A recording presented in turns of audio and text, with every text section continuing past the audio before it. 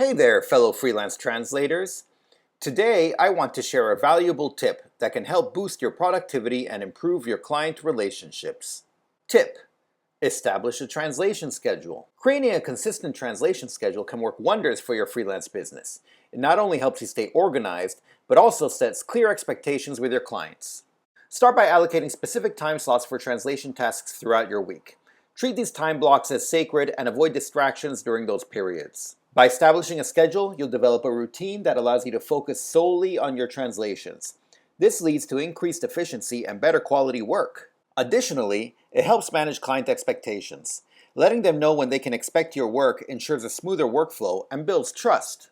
Remember to leverage technology to your advantage.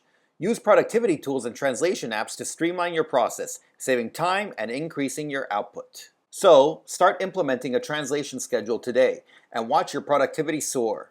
Your clients will appreciate your professionalism and you'll feel more accomplished. Thanks for watching!